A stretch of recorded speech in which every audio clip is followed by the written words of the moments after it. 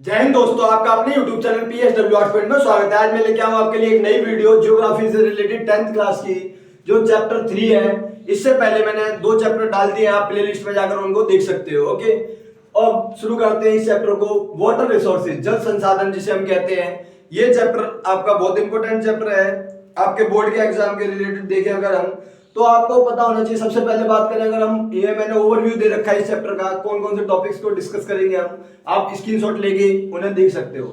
सबसे पहले बात करें वाटर रिसोर्स की, जल संसाधन होता क्या है। तो आपको पता है कि 3/4 भाग पे जो है पूरे विश्व में पानी ही पानी देखने को मिलता है। हमारे को 71% भाग में पानी ही पानी है।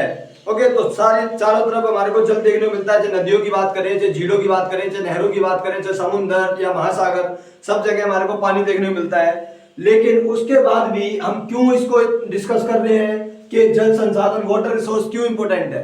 क्योंकि पानी तो बहुत है, लेकिन पीने योग्य पानी बिल्कुल भी नहीं है।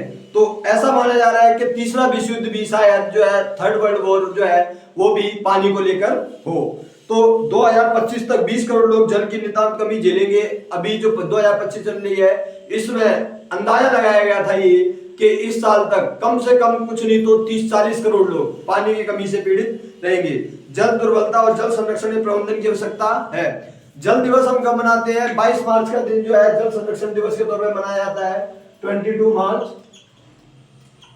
ओके, जो है ये हमारा क्या है, वाटर डे के तौर पर सेलिब्रेट किया जाता है कि पानी से रिलेटेड अवेयरनेस फैलाई जा सके, इसीलिए ये डे मनाया जाता है। तो बहुत सी चीजें ऐसी की जा रही है इंटरनेशनल लेवल पे, जो पानी को लेकर जो है अवेयर किया जाए कंट्रीज को, क्योंकि आधे से ज्यादा कंट्री जो है वो अभी मल न्यूट्रिशन का शिकार है। और उसका कारण क्या है? क्योंकि जो हम देखते हैं कि सूखाग्रस्त क्षेत्र जो है वो बहुत ज्यादा देखने को मिलते हैं हमारे को, जहाँ पे कि जो है ये प्रॉब्लम देखने को मिलती है कि जो बैलेंस होना चाहिए एक वेदर में, क्लाइमेट में, वो चीज धीरे धीरे खत्म होती जा रही है। क्योंकि वर्षा का जल है वो धीरे धीरे कम होते जा रहा है, और जो नदियों का जल है वो भी सूखते जा रहा है। ओके, अगर हम बात करें इसके अलावा, जो हमारे को सबसे मेन चीज देखने को मिलती है, वो देखने को मिलती है कि स्कैर्सिटी क्यों है ये।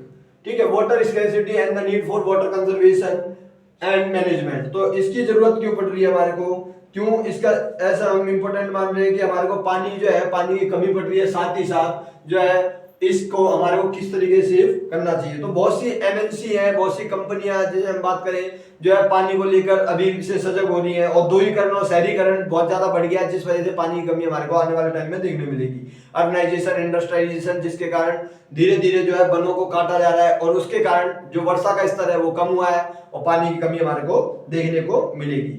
भारत सरकार के द्वारा बहुत से मिशन लॉन्च किए गए हैं, जैसे जल जीवन मिशन है, जल जीवन मिशन भारत सरकार के द्वारा जो है बहुत सी चीजें ऐसी करी गई है कि पैमाने रखे गए, जैसे 55 लीटर के सेवा स्तर पर पीने योग्य पाइप पानी की आपूर्ति सुनिश्चित की गई है कि 55 मीटर तक जो है पानी आ जाए। अगर नहीं आता है तो वहां पे सूखाग्रस्त क्षेत्र घोषित कर दिया जाए, ऐसा माना जाता है। भूमि की निम्नीकरण होती जा रही है, degradation of the soil erosion हो रही है। ओके, जिससे जो है भूमि में पानी बचेगा ही नहीं। तो ये बहुत बड़ा संकट हो सकता है आने वाले टाइम में, ऐसा माना जाता है कि तीसरा विश्व युद्ध शायद इसी को लेकर होगा। उसके बाद बात करें मल्टीपर्पस रिवर प्रोजेक्ट कौन कौन से देखने मिलते हैं हमारे को, बहुउद्देशीय है। नदी परियोजना कौन कौन सी है जिनसे कि आने वाले टाइम में इसको दूर करने की कोशिश की जा सकती है। तो अगर हम देखें तो इसमें बहुत से ऐसे मल्टीपर्पस प्रोजेक्ट रखे गए हैं, जैसे भाखड़ा नांगल परियोजना है जिसमें डैम बनाया जाएगा, सरदार सरोवर परियोजना है, या फिर हम कहें कि दूसरे नागार्जुन सागर परियोजना है।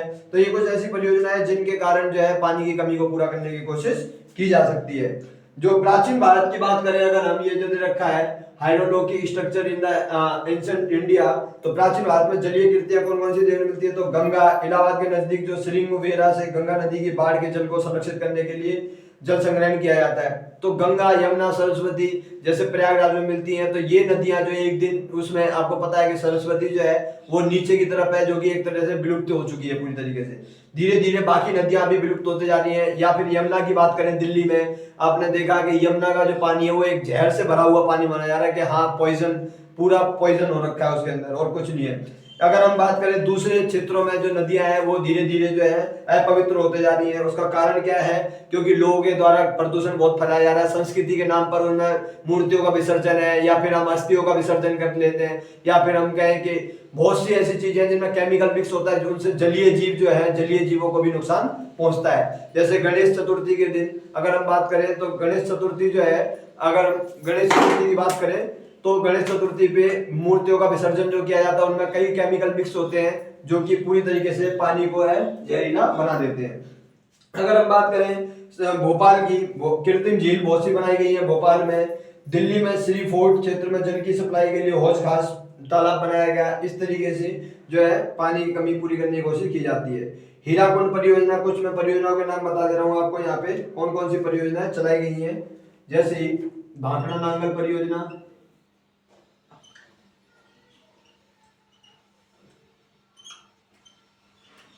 भाखड़ा नांगल परियोजना, सरदार सरोवर परियोजना और नागार्जुन सागर परियोजना।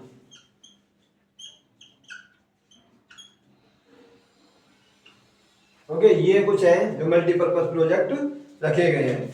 अगर हम बात करें जवाहरलाल नेहरू ने जो है, जवाहरलाल नेहरू ने कहा था कि बांधों का आधुनिक भारत के मंदिर के रूप में कहा था कि आधुनिक भारत के मंदिर है बांध, जिनसे कि जो है कई प्रोजेक्टों को काम किया जा सकता है और साथ ही साथ पानी की कमी को पूरा करने की कोशिश की जा सकती है।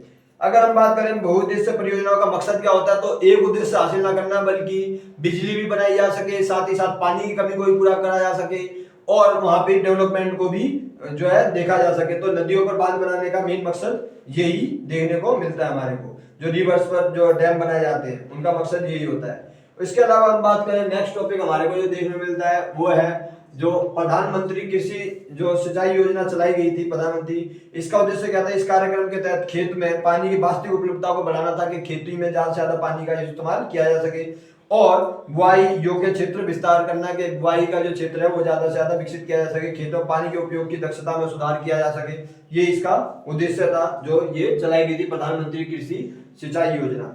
अगर हम बात करें कि पानी जो है, पानी इतना महत्वपूर्ण क्यों हो चुका है, तो उसका रीजन यही है कि वेदर जो फोरकास्ट है वो भी नहीं हो पाती। जो वेदर में चेंजेस आ रहे हैं धीरे धीरे और क्लाइमेट जो बदलते जा रहा है उसके कारण जो है पानी का स्तर जो है कम होते जा रहा है धीरे धीरे। और वर्षा जल संग्रहण क्या है, रेन वाटर हार्वेस्टिंग क्या है, ओके, किस तरीके से रेन वाटर को हार्वेस्ट कर सकते हैं हम, तो इसके लिए कई क्षेत्रों में अलग अलग तरीके अपनाए जाते हैं। जैसे हौज वगैरह बना देना, नहरें खुदवा देना जहाँ पे पानी एक जगह इकट्ठा हो सके, ओके। जैसे पहाड़ी पर्वतीय क्षेत्रों में हम कहते हैं गुल और कुल जैसी वाहिकाएं नदी हैं जो धारा का रास्ता बदलकर खेतों में सिंचाई के लिए पानी इस्तेमाल किया जाता है। विशेषकर राजस्थान में पीने का जल एकत्रित करने के लिए छत वर्षा जो छत पे है वर्षा के लिए संग्रहण करने के लिए पानी को क्या हाँ भाई वाटर हार्वेस्ट किया जा सके, जो रेन वाटर हार्वेस्ट होता है उसके लिए वहां पे ऊपर जल कुंड बना दिए जाते हैं ऊपर राजस्थान में ज्यादातर, क्योंकि वहां पे सबसे ज्यादा पानी की कमी हमारे को देखने को मिलती है। पश्चिम बंगाल में बाढ़ के मैदान में लोग अपने खेतों की सिंचाई के लिए बाढ़ जल वाहिका बना देते हैं ताकि पानी को बाद में यूज किया जा सके।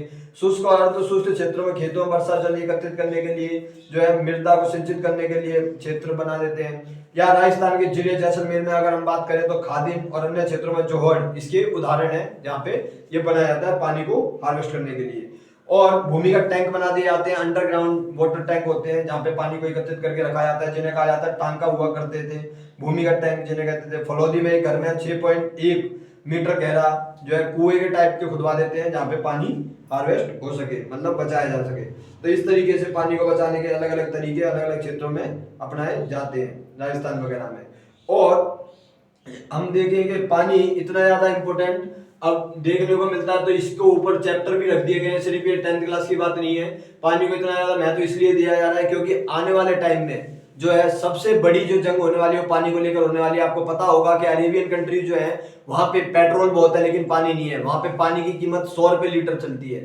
अपने यहाँ पे जैसे पेट्रोल बिकता है उसी तरीके से वहां पे जो है पानी की कीमत है। और वही चीज अगर हम इंडिया में देखें तो ये तो आपको समझ में आ गया होगा कि पानी जब बिक रहा है तो पानी जो है वो एक नेचुरल चीज जो है वो नहीं रही अब, क्योंकि आर्टिफिशियल होगी। लोग क्योंकि समझ चुके हैं कि पानी की वैल्यू क्या है, लेकिन धीरे धीरे वही लोग जिन पे पानी ज्यादा मात्रा में वो अपने गाड़ियां धो रहे होते हैं उसी पानी से, पीने के पानी से, या फिर घरों की सफाई कर रहे होते हैं। ओके, तो वो जो चीज है पानी को वेस्ट ना करना, उसको लेके लोगों में अवेयरनेस आए, इसीलिए ये चैप्टर्स रखे जाते हैं। ओके, तो ज्यादा से ज्यादा इस वीडियो को शेयर करो, चैनल को सब्सक्राइब करो, बेल आइकन को प्रेस करो, ताकि आने वाली वीडियोस की नोटिफिकेशन भी आपको मिल सके। और पिछली वीडियोस को देखना है, प्लेलिस्ट में जाओ, आपको सारी वीडियोस अवेलेबल हैं। तो थैंक यू गाइस, जय हिंद, जय भारत।